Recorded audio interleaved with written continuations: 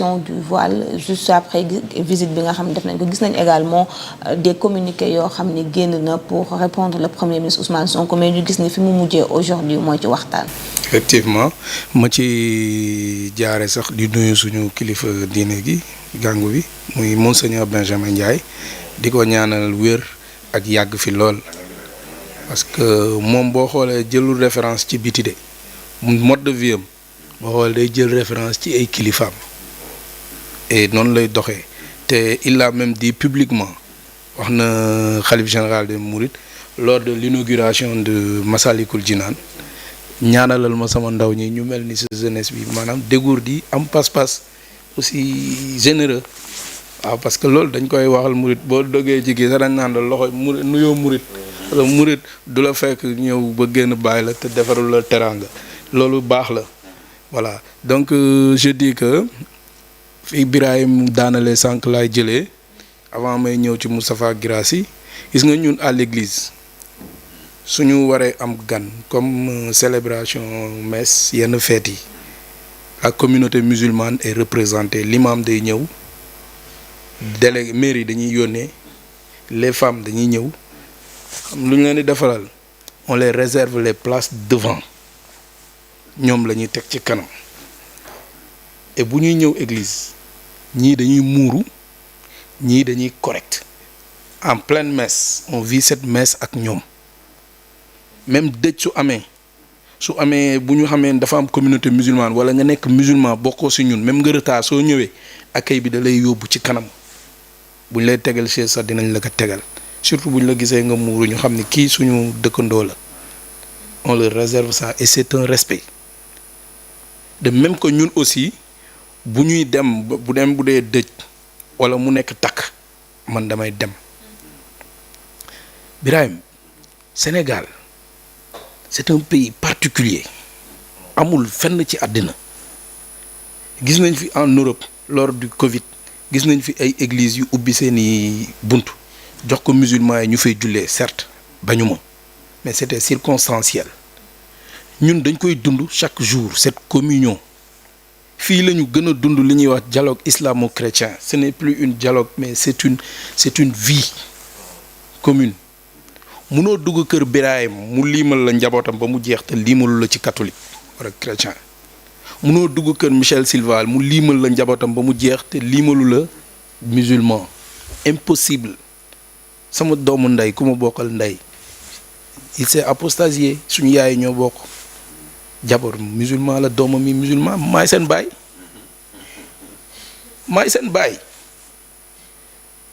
te am na ay jarbaat de même chose man mi j'ai grandi dans une famille musulmane dama koy wax chaque jour Paa Faye moo ma yar lycée Blaise Diagne ci loxoom laa amee bac su xëyaan 5 heures di julli bu jullee ba pare ñun 6h30 la cloche bi di sonné Sainte-Thérèse bu gisul sama bunt sama lampe tàq j'étais au 2e étage day yónnee ñu fëgg ma génn Mike la ma daan wooyee nit ñi dem ba may wax Malick ba ay écho di dem ñu naan daa tuub dafay fëgg ne ma église ma génn dem messe tous les jours samedi dimanche laay ñibbi sama kër papa Thiaroye ci moom laa yaroo kon man am na dama bokk ci dama je suis bien placé pour parler de ça gis nga wax bi lii Lamine wax sànq du wax bu nekk priorité ci nos affaires dans notre pays te le voile n'est pas interdit dans l'église c'est pas interdit c'est un simple règlement intérieur l'éducation privée catholique les institutions privées catholiques depuis 1818 ñu ngi Sénégal coow li musul jóg ba 2009 ci la ñu am problème bi ak Ablaye Wade mooy li nga Moustapha Guirassy est parti là-bas pour leeral indiwaat jàmm certes et le message a été appréhendé ñu suul loolu ba période bu Macky Sall coow li jógoon na 2019 encore coow li moom jógee woon 2019 lan moo indi woon coow li mu ngi koy wax c'était pas des fils de ce pays coow li Sainte Jeanne d'Arc la woon mais amoon na lu waraloon ay comportement yu waraloon te wax nañ ko xam nga le commun vouloir vivre en commun vivre ensemble sa Thiala bu ñu nekkee ci kër gi le DG veut que vous soyez tous unis daf leen bëgg a yar ci éthique ci respect de l'autre et respect de soi yow bu ñu ñëwee ñun ñëpp ñun ñu bokk jotaay Thiala créer clan écarté wu de l'autre côté mais liggéey bi du dox DG bi li mu bëgg a instaurer ci seen bopp ci li mu leen bëgg a yaree du ko réussir xam nga ci école yi dafa metti et puis l'enfant quand il vient dans une école pour apprendre l'enfant n'a pas à exiger son mode de comportement il s'adapte à l'éducation bu ñu koy jox te l'éducation dans nos écoles privées catholiques c'est à l'image de l'église bi nga xam ne nii tey Sénégal waxuma les musulmans Sénégal tout entier a toujours eu confiance à cette éducation au contraire des familles même se sont tissées man gis naa famille musulmane boo xam ne ñoom ñoo accueillir doomu président Bénin ici au Sénégal alors que kooku chrétien la de et il y a beaucoup de catholiques fii et ñoom ils ont des familles catholiques les béninois ici mais famille musulmane moo ko yore fii ñoo yore seen doom fii du ma joxe sax fu xale bi nekk. mais Seydou Nourou Tall sa famille kan moo nekkoon seen xarit boo xam ne Sénégal yëpp ràññee nañ ko cardinal Hyacinthe Thiandou. bien sûr. ba ñu indee néewam fii cathédrale ba ñoom la ñu jox ñu mën a wax seede ci moom. ci biir cathédrale bi j'étais là-bas. effectivement. ça veut dire que benn mais symbiose moo am ci seen i diggante. te laal nga fu garaaw Hyacinthe Thiandou boobu ngay wax. waaw. Popenguine la dëkk. est-ce que xam nga ku mu bokkal ndey. doomu ndeyam. xam nu mu sant. Ciss. c'était lui le grand imam de Popenguine. imam Ciss. c'est la réalité moom mu nekk évêque bokk ndey ak Birahim. Birahim nekk imam Ciss. Popenguine boo fa demee. juma imam Ciss ba léegi moom ngay dégg. c'est le frère de même mère que notre cardinal feu cardinal Hyacinthe Thiandou. et pourtant Popenguine boo fa demee les chrétiens période Popenguine musulmans yi dañuy muñal est-ce que duñ fa ëpp sax musulmans et puis les musulmans ils t'ouvrent toutes leurs maisons. tu vois des chrétiens yi ci buntu jumaa ji dañuy fanaan ak seen i lekk seen i sàngara yëpp les musulmans musuñu ci xulloo seen kër yi la ñuy man kër gi may dal chaque fois grand bi day génn jox ma néegam. mais jërëjëf Abbé Jacques Seck nan lañ koy woowee Abbé Jacques Seck. booy xëy di sangu dañ lay tàngalal ndox indil la lépp dafa balaa ngay génn pour dem messe ndékki bi ñu tegal la. c'est des musulmans qui nous font ça. mais sur la même lancée xam nga ñu ngi safar ouais. le café Touba que l'on distribue sur la route de Touba.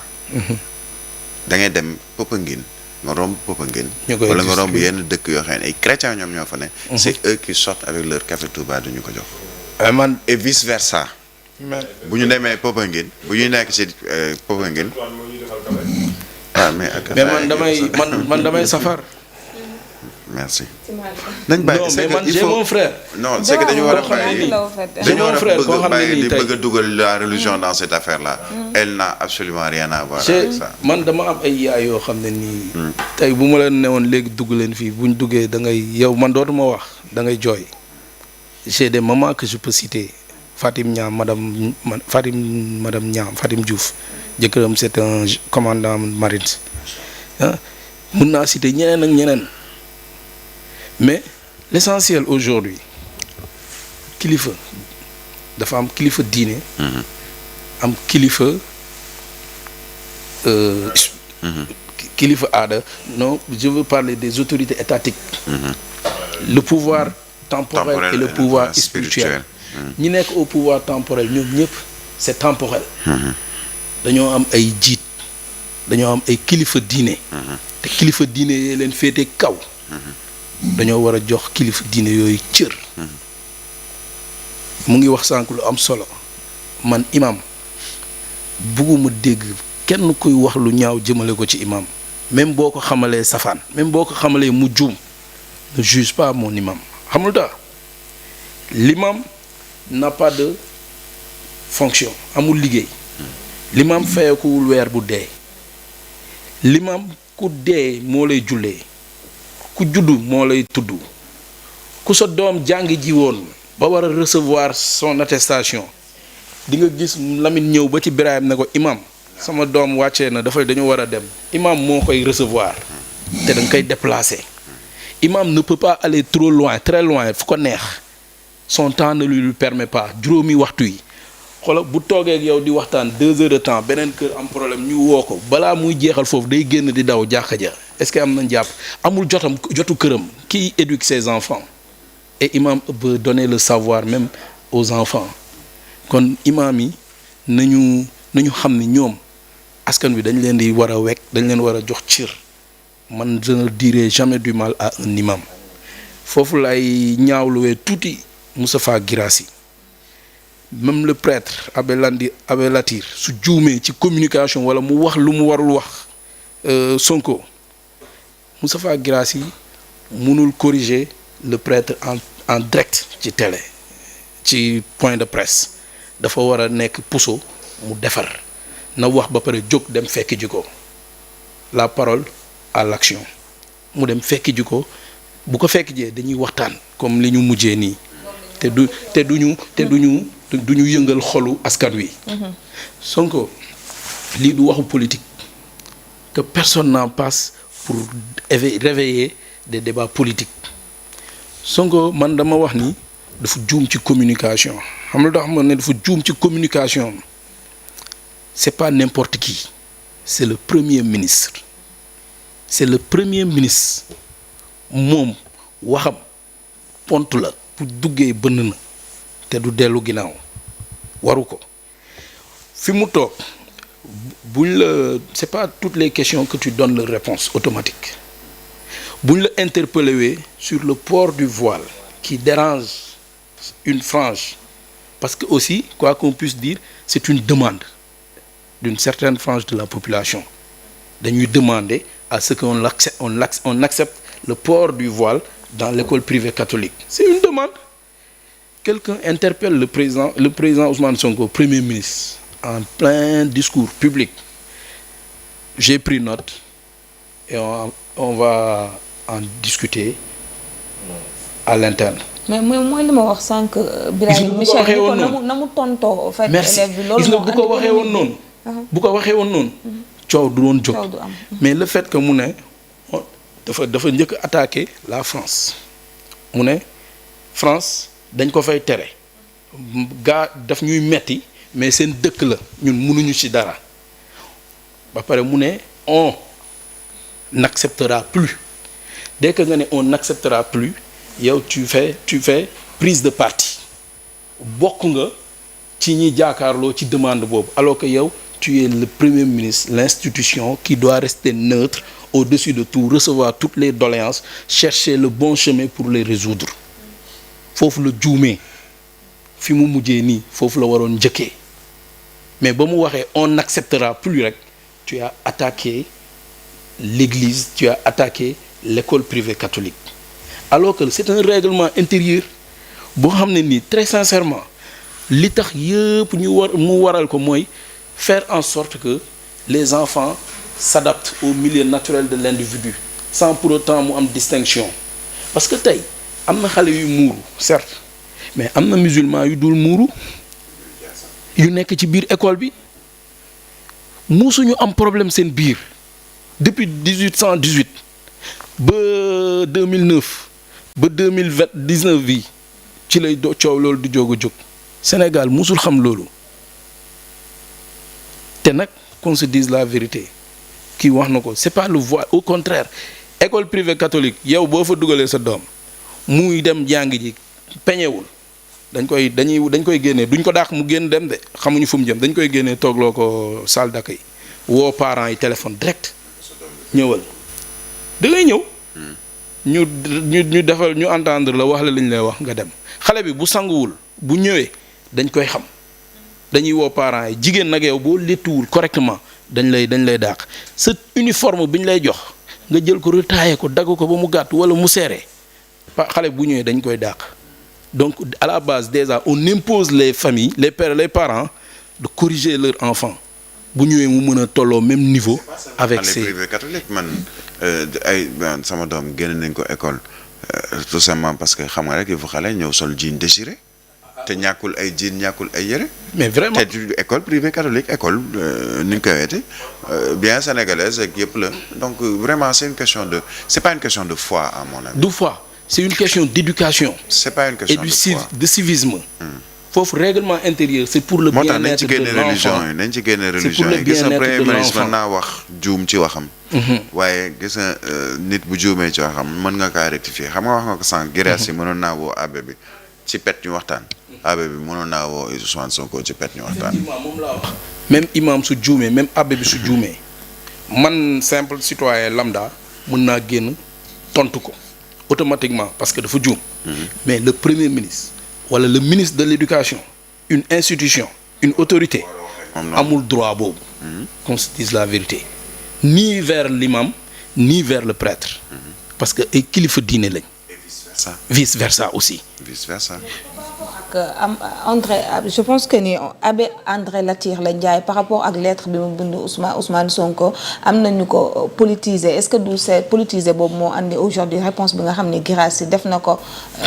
par rapport ak lettre boobu nga xam bind na ko jagleel ko Ousmane Sonko. bind na ko ba pare moom en tant qu'autorité parce que ñu ñuy wax affaire mbirum politique. man tu sais j'ai presque envie de te couper. nga baal ma xam nga tax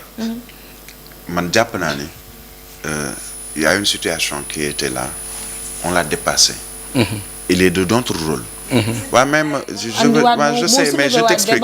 J'explique. Visite bi am na solo man je reste dans le cadre de cette visite là. mais gis nga man pour man. lettre bi nañu jël lettre yooyu. wax yooyu teg ko fële parce que dafa indi xët-xët. boo xam ne warul am.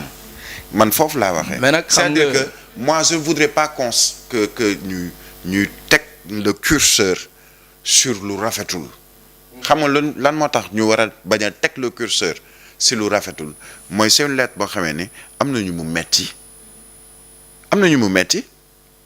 est-ce que lettre boobu nga xamee ni am na ñu mu metti ba mu am solution boo xamee nit ñi ñu ngi koy retrouver ci waxtaan waruñu privilégier ce dialogue là et cette discussion là et ne pas revenir sur un passé qui peut être même si c'est récent mais douloureux pour certains parce que la lettre Michel dégg nga tubaab lire nga lettre ba xam nga ne am na loo xamee ni rafetul woon di ko bind mënoon nañ ko waxtaanee seen biir. entre le premier ministre et l'abbé moo tax ma ne la lettre boobu si on veut s'appesantir sur cette lettre là c'est comme si on cherchait à créer encore une situation boo xam ne war fee am. non du créer waat situation mais li ma bëgg man sama avis laa joxe sur ça. c'est pas une question de te bloquer ou non mais je dis que pour man même nous dans notre rôle aujourd'hui en tant que presse média ñuy wax ni 4e ou 5e ak pouvoir bu mu mën a doon man pour man il faut benn moment dépasser yenn clivage yi teg ko na le pour aller vers l'essentiel parce que aujourd'hui le plus important Michel wax na ko Silva mooy allons sur nañu xool nu ñuy defaree ba nga xamee ni ci biir école yi dina am benn entente bu gën a cordiale bu ci am ba yenn épiphénomènes yi bañ a nekk ci loo xamee ni dafay indi situation boo xamee ni c'est une histoire d'école ñu bëgg ko def une histoire de religion alors que religion boobu amuñu ci histoire man foofu laa waxee ne ni pour man il faut par rapport à l'opinion publique pour essayer de diligenter l'opinion publique maintenant sur le concret ko bañ du xam ay mais bu ñu dee wax ci visite bi peut-être ak Michel bi ñu dalal mën nañu def arrière la peut-être pour revenir waaw sur ça lettre boobu surtout li nga wax sànq ci mbirum politique doolu la mais man du xam ay on est naturellement on parle naturellement on triche pas on parle naturellement on triche pas fii ku nekk sa axulaay taala rek ngay wax parce que man am na lu ma war ak lu ma warul sama kër benn kër nga ciy teg nga jot jàkka ji gis nga dafa am loo xam ne nii état daf ko teg muy loi muy constitution nul n'est censé ignorer la loi mais dafa am loo xam ne nii ñun ci suñu dëkkuwaay ci suñu doxalin ñun ñoo ko organiser suñu bopp ba mu rafet parce que tamit nag loi bi ñu teg nii xam nga nous vivons avec un système français système bi ñu dundee constitution bi système français la njàng mi système français la dafa am benn demande boo xam ne nii mbir yi ñoo jaxasoo y a une confusion parce que depuis un temps ñit ñi ñu ngi wax ni que la France nous lève le coude que la France nous laisse l'indépendance économique indépendance financière yooyu yëpp dafa nekk lu laaj refonte générale mais tey il faut ñu toog waxtaanaat suñu biir parce que enseignement privé catholique dafa am apport bu doy waar bu muy indil Sénégal ci wàllum tàggat nit tëgg nit ba mu nekk nit boo xam ne foo ko taxawal ci àdduna ñin ñi jox ko cër kon utilité boobu noonu école privée catholique am moo tax tey Sénégal ku jóg jël sa doom yéene ko mu dem fa mais bu dee dafa am benn couac bu ci am mooy li mujje am ni mooy problème mu voile bi mais na autorités yi woote toog waxtaan ci mais nekkul loo xam ne ni droit wu nit ki da ngay ñëw foqati ko par force ne ko da ngay def lii ci sa biir kër ba mu neex ma man sama kër dañuy am baptême wala ñu nekk ci Pâques jàkka ji di nodd dañuy fay musique bi kenn duñu xaar kenn ñëw nañu fay leen ko te nag doo romb ci mbedd bi nit ñi di war a julli ji ñi xëppante sàngara wala bière bi déedéet duñ ko sax seen on fait ça de manière à ne pas déranger les autres ñoom tamit ñun bu ñu xewlewee jàkka ja lépp lu fa am ci matériel bu ñu ko soxlawee dañ ñu koy jox kon le commun vouloir de vivre en commun boobu noonu ñi nga xam ne ñun à la base dañ ko adapté di ci dund autorités yi nañ ñu ko ñoŋal gën ñu ko defaral au lieu que muy am luy jóge ci ñoom luy yàq askan wi. man rafetluwuma conférence de presse bu Moustapha Guirassy def mais tey jóg bi mu jóg nii mu dem seeti ji archevêque maa ngi ko ci ñaanal yàlla na ko ci yàlla may ndam te le président Ousmane Sonko nag quoi qu'on puisse dire on n'a pas intérêt à ce que la population toute la population chrétienne se mette en face de lui parce que ñi ko fal ci chrétiens yi bari nañ man de faluma ko je sais mais je sais que ni non damay wax dëgg je sais que ni am nañu yaakaar ci moom te sama sœur bu ma bokkal ndey ak baay elle est en France xuloo na ak man période campagne yi ba mu jeex duñu wax sincèrement mais aujourd'hui lii ba mu amee daf ma woo di ma wax nu mu ko mettiwee ma ne ko non Sénégal lii même bu jógee ba toll ci kaw sax day wàccaat parce que les gens s'aiment entre eux et kenn mënuñu jaxase Sénégal lan la ñu am comme sens les confréries dans les autres pays est-ce que y en a ñun dañu am mouridisme ñu am Tijaan donc demal Kaolack demal Touba demal Tivaouane demal Ndiassane donc fépp ngumba ngéwul ak fépp ngumba ngéwul suma imam fa la jógee xalif général ngumba ngéwul c'est mon papa c'est mon ami ñëw na ba suma kër jóge na ngumba ñëw ba suma kër ñëw ñaanal ma génnaat ñibbi chaque fois mu woo ma pour naa ñëw ngumba kon xam nga ñun dañu am lu rafet biir Sénégal amul feneen nous sommes l'image nous sommes ñun ñooy miroiru foi ci àddina donc nañu ñaan yàlla li ñuy bokk lii ñu moom nii muy Sénégal bu ñu ko kenn yàqal te tamit suñu autorités yi doog a toog vraiment ay xale lañu comme nuñ leen koy xasee ñun manqué nañu expérience d'homme d'état dëgg mais dañuy ñaan yàlla xel mu sell mi fees leen ba ñu mën a yóbbu destiné wu Sénégal ci jàmm ak salaam parce que dañu toll ci pays dotation factorielle ñu war a génne lépp li ci meññ ñin ñi jëriñoo ko kon yàlla bu leen cat dugg yàlla bu réew mi jaxasoo. D'accord. Voilà. Merci Michel. Birahim. Imam